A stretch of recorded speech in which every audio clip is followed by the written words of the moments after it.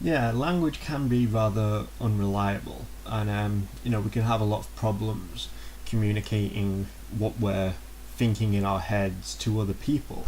Um, though it's probably the best way that we have of doing so, with the exception of maybe having some kind of Vulcan mind melding kind of shit. I don't really think that we'll ever find a completely perfect way to communicate to each other our feelings. There's always going to be, it's always going to be an imperfect process. Um, and language, yeah, I think maybe a lot of the trouble is that it's something relatively new. Um,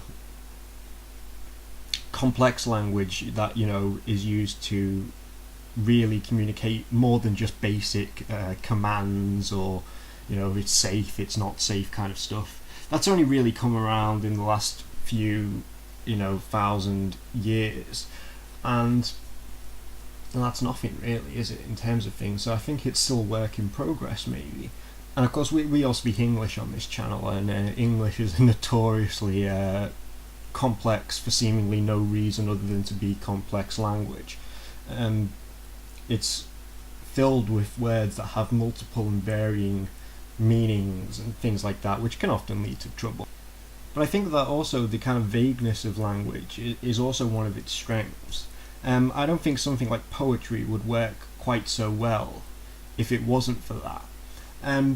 You know, Poems, a lot of which are often written in a way so that they are vague in describing what they are describing. It's not a literal, as best as it could be, description of something, because it's trying to not imply by giving across information. It's trying to portray a feeling in a very different way, and I don't think that could happen with something that was so that was a perfect form of communication of thoughts. In this way, poetry can kind of take upon a different meaning to different people, and no one kind of reads it and understands it in the same way, and therefore the poem can mean two different things to two completely different people. And I think that's very good in that situation. But of course, that same thing causes problems in other situations, and that kind of vagueness of language has, in the past led to conflict between people because of misunderstandings of what they were saying, whether it be between individuals or societies or countries, whatever. But I don't think there's ever really that serious a problem with language. I think it's alright, and until we get that Vulcan mind meld done and dusted, it's just something we're going to have to use. I think often the problem, because I'm someone who has a lot of problems kind of communicating what they're thinking to other people.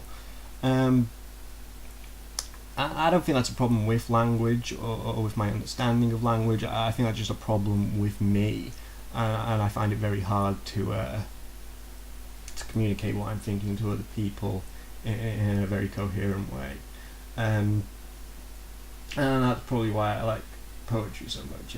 It's a way of doing that, and I find a much more interesting way of doing that than just kind of straight information giving.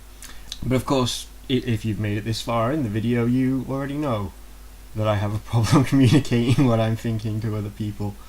So yeah, I'm kind of a living example of the problems with language.